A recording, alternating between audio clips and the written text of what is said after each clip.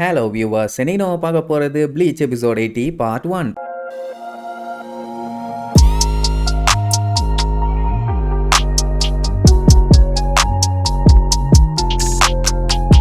Open பண்ணா நம்ம இச்சுகோவோட வீடே ரெண்டா பொளக்குற அளவுக்கு காட்டு கத்திட்டு இருக்காங்க. யாரான்னு பார்த்தா நம்ம கோன் தான். வேற ஒண்ணும் இல்ல, ரிரினு, குரோடோ, நோபா இவங்க 3 பேரும் கட்டில்ல ஜம்முன்னு உட்காந்துக்கிட்டாங்களாமா. அது நம்ம கோன் பையலுக்கு பிடிக்கல. அது என்னோட பெட், நான் தான் உருண்டு எந்திரிப்பேன்பா. பட் ரிரின் என்ன சொல்லுவா, அதெல்லாம் கிடையாது, நாங்க எங்க வேணாலும் இருப்போம், எப்படி வேணாலும் இருப்போம், நீ என்ன பெரிய வெண்ண மாதிரி பண்ணிட்டு இருக்க, அப்படி பேசாம ஓரமா ஒரு மூலையில போய் படும்பா. இந்த வீட்டுல பாப்புலேஷன் அதிகமாக ஒரே தொல்லையா இருக்குது, இதை என்னால ஏத்துக்க முடியாது கோனு தொண்டைகளையே கத்துவான். குரோடோ பார்த்துட்டு, என்னடா உளறிட்டு இருக்க, நல்லா பாரு, நம்ம எல்லாருமே டால் ஃபார்ம்ல தான் இருக்கோம். அப்படி இருக்கும்போது நமக்கு என்ன அந்த அளவுக்கு ஸ்பேஸ் பிடிக்க போறது இல்ல, உனக்கு வேணா நீயும் ஒரு இடத்த பிடிச்சி உட்கார்ந்துக்கன்ன உடனே உங்க எல்லாத்தையும் பொழந்து கட்டினதுக்கு அப்புறம் தாண்டா எனக்கு நிம்மதியா இருக்கும்னு சொல்லி கத்திட்டு இருப்பானா. அந்த டைம் இச்சுகோவோட என்ட்ரி, தலையிலேயே ஒரு மிதிச்சு, ஏன்டா அறிவு கட்டவனே, உங்க எல்லாத்தையும் சைலண்டா இருங்கன்னு சொன்னா ஏன் இந்த கத்துறீங்கன்னு உடனே ரிரின், நாங்க இல்ல, இந்த கிழட்டு பைய தான் தேவையில்லாம பிரச்சனை பண்ணி கத்திட்டு இருக்கான்பா. ஆமா இவன் பண்ணுவான், அவங்க சொன்னாங்கன்னு உங்களை கூட்டு வந்த பாத்தீங்களா,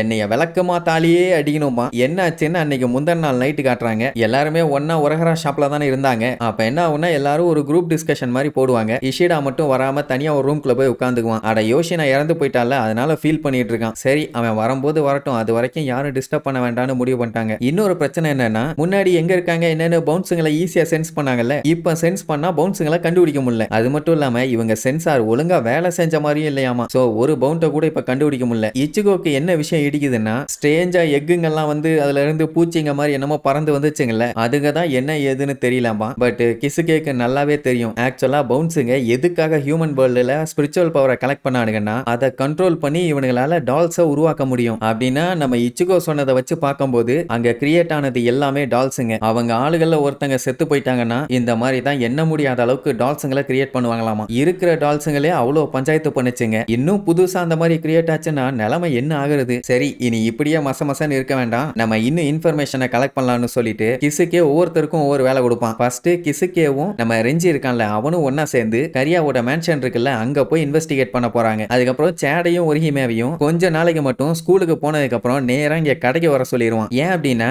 இவங்க எனிமியோட ஸ்பிரிச்சுவல் பிரஷரை இவங்களால ட்ரேஸ் பண்ண முடியல. அப்படி இருக்கும்போது அவங்க எப்போ எங்க வேணாலும் எப்படி வேணாலும் வந்து அட்டாக் பண்ணுவாங்க. அது பெரிய ரிஸ்க், யார் உயிருக்கு வேணாலும் ஆபத்து வரலாம். ஸ்கூல்ல எந்த ஒரு பஞ்சாயத்தும் இல்ல, ஏன்னா எல்லாருமே சேர்ந்து தான் இருப்பாங்க. ஆனா ரிட்டர்ன் வீட்டுக்கு போனாங்கன்னா அத்தனை பேரும் பிரிஞ்சிருவாங்கல்ல. சோ இங்க வந்துட்டாங்கன்னா அவங்களுக்கு சேஃப்டி இருக்கும். நம்ம இச்சுகோவை வீட்டுக்கு போக சொல்லிடுவான். ஏன்னா பையன் ரொம்ப நாளா இங்கேயே டேரா போட்டுக்கிட்டு இருக்கான். எப்படியே இருந்தானா அவங்க வீட்டுல அவனை நினைச்சு கவலைப்பட மாட்டாங்களா, அதனால கொஞ்ச நாளைக்கு அவனை வீட்டுல இருக்க சொல்லுவான். அது மட்டும் இல்லாம பவுன்ஸுங்க எப்ப வேணாலும் அவங்க ஆட்டத்தை ஆரம்பிக்கலாம். அதுக்கு முன்னாடி எல்லாத்துக்குமே பிளான் பண்ணி தயாரா இருப்பான். இவன் கூடவே ரிரின், நோபா, குரோடோ இவங்க 3 பேர்த்தையும் கூப்பிட்டு வேற போக சொல்லுவான். ஏதாச்சும் ஒரு சின்ன அசைவு தெரிஞ்சா கூட உடனே களத்துல இறங்கணும். சோ கண்ணுல விளக்கெண்ணைய ஊத்தி பாருங்க அப்படின்னு ஒண்ணு இவங்க ஸ்டைலா போஸ் கொடுத்துட்டு, வேண்டாம் பாஸ், விளக்கெண்ணைய ஊத்துனா கண்ணு மங்களா தெரியும், பெட்ரோலை ஊத்தி கொளுத்தி விட்டுருவோம், கபகபன்னு எரியும்பா. இச்சுகோ புலம்பி தள்ளுவான், ஐயோ இங்கேயே ஆரம்பிச்சிருச்சிங்களே, இனி வீட்டுக்கு போனா என்ன ஆகுமோன்னு. சோ இப்படித்தான் இவங்க எல்லாத்தையும் வீட்டுக்கு கூப்பிட்டு வந்து இச்சுகோ படாத பாடுபட்டு இருக்கான். சரி, எந்த பஞ்சாயத்தும் இருக்காது, கொஞ்சம் நிம்மதியா இருக்கலாம்னு பார்த்தா மாத்தி சண்டை போட்டுக்கிட்டே தான் இருக்காங்க. மெயினா நம்ம ரிரினும் கோனும் மட்டும் தான், மத்தவங்க எல்லாம் ஜாலியா இருக்காங்க. அப்பதான் ஒரிஹிமே கபோர்ட திறந்துட்டு வந்து கத்திட்டு கிடப்பான். அறிவு கட்டவங்களா, அருமையான கதை ஒண்ணு படிச்சுட்டு இருக்கேன், ஏன்டா அப்படி கத்திட்டு இருக்கீங்கன்னு. என்ன கதைன்னு பார்த்தா அது ஒரு மொக்க கதை. இத சொல்லிட்டு இப்ப நான் கிளைமேக்ஸ்ல இருக்கேன்னு வேற சொல்லுவா. கிளாசெட்ல உட்கார்ந்துகிட்டு உயிரை வாங்காதன்ன உடனே, இங்க பாரு, இது நான் தூங்குற இடம், அந்த பெட்டு நீ தூங்குற இடம், தேவையில்லாம என் சுதந்திரத்துல மூக்க நுழைக்காத, தாங்க மாட்டேன்பா. அப்ப கோனு, நானும் வரேன் அப்படின்ட்டு உள்ள ஜம்ப் அடிப்பான். ஒரே போடு தெரிச்சிருவான். இவன் தொல்லை தாங்க முடியலன்னு அவன் புலம்பிட்டு இருப்பான். ரிரின் பார்த்துட்டு கிண்டல் பண்ணுவா, இவன் ஒரு முட்டா பைய எப்படித்தான் கிறுக்குத்தனம் பண்ணிட்டு இருப்பான் பால. அவ்வளவுதான், கோனுக்கும் ரிரினுக்கும் பயங்கரமான சண்டை. அவங்க 2 பேத்தையும் தடுக்கிறதுக்கு நோபாவும் குரோடாவும் உள்ள குதிப்பாங்க. சண்டை வேற லெவல்ல காமெடியா போயிட்டு இருக்கும். நம்ம பையன் புடிச்சு தூக்கி அறிவு கட்டாங்களா, ஏன் சண்டை போட்டு ஏன் தாலியா இருக்கிறீங்க, பேசாம இருக்கடா பண்ணி பயிலான உடனே திடீர்னு நார்மல் பொம்மை மாதிரி பொக்குன்னு கிடப்பாங்க.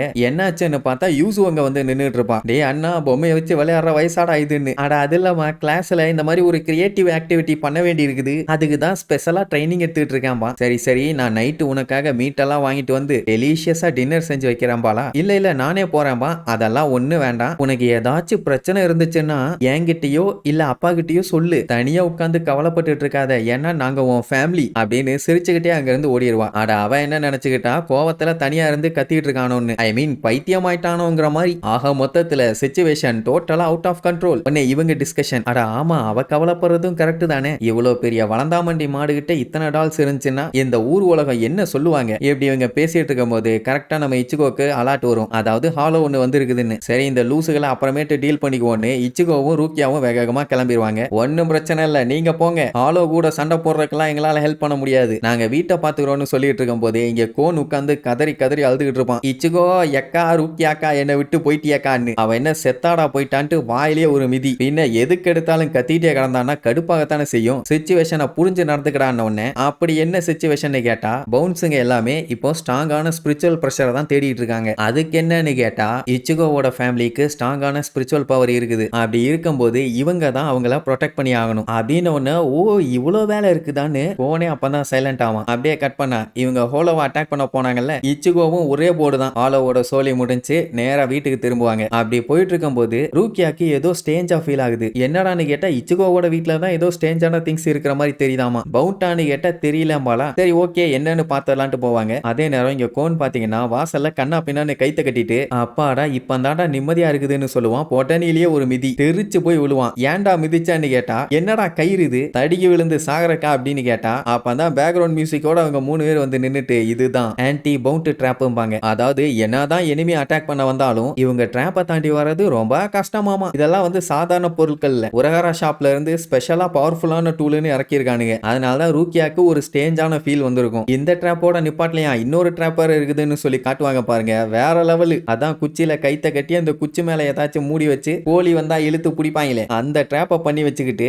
எனிமி வந்த உடனே இவங்க இழுத்துருவாங்களாம், உள்ள போய் மாட்டிக்குமாமா. அதுக்கப்புறம் வெளியில வர முடியாம அங்கேயே மாட்டிக்குமாமா. அது மட்டும் இல்லாம ஸ்பிரிச்சுவல் பவரும் உள்ளே சீல் ஆயிருமாமா. ரூக்கியா தான் சற்றே சிந்திக்க வேண்டிய விஷயம் பா. அட அறிவு கட்டவளை, இவனுங்க தான் உயிரை வாங்குறானுங்கன்னா நீயுமா. அதோட இவங்க ட்ராப் இன்னும் முடியல, சீடிய லைனை கட்டி தொங்க விட்டுருப்பாங்க. அது என்னடான்னா பவுண்ட் ரிப்பலண்ட். அவங்க இந்த சீடி கிட்ட வந்தாங்கன்னாலே அதுல இருந்து வர லைட் பவுண்டுகளை கதிகலங்க வைக்கும்பா. இச்சிகோவால முடியல, அவங்க என்ன பறவையாடா பறந்து வர்றதுக்கு லூசு பழலாமா. இத கோன் கேட்ட உடனே அதனாலதான் ஏர்ல மட்டும் வைக்காம தரையிலையும் ட்ராப் வச்சிருக்கேன், நட்டில்லாம் போட்டு வச்சிருப்பேன்னு நினைச்சியா தாஸ்? இல்ல பாட்டில்ல நிறைச்சு வச்சிருக்கேன். என்னோட ஸ்பெஷல் ட்ராப் எதுல சிக்கினாலும் இதுல சிக்க முடியாதும்பா. பேசாம எதையாச்சும் குடிச்சிட்டு நான் செத்துட்டுமாங்கிற மாதிரி இச்சிக்கொள்ளு கூடுவான். இன்னும் ட்ராப் முடியல. உள்ளுக்குள்ள பாத்தீங்கன்னா மனுஷன் படுத்து கிடக்கிற மாதிரி ஒரு ட்ராப் வரைஞ்சு நெஞ்சுக்கு நேரா ஒரு சர்க்கிள் போட்டு வச்சிருப்பாங்க. என்னடானா எனிமி அந்த இடத்துல வந்து நிக்கும் போது மேல இருக்க அண்டா அவன் தலையில விழுந்து அவனை லாக் பண்ணிடுவாங்களாமா. அதுக்கப்புறம் நாங்க 3 பேரும் சேர்ந்து எனிமிய பந்தாடிவோம்பாங்க. உடனே இச்சிகோ, கோனே நீ பாட்டில்ல வச்ச மாதிரி இங்க எதுலயாவது ட்ராப் ஏதாச்சும் வச்சிருக்கியான்னு கேட்பான். வைக்காம விடுவோமா,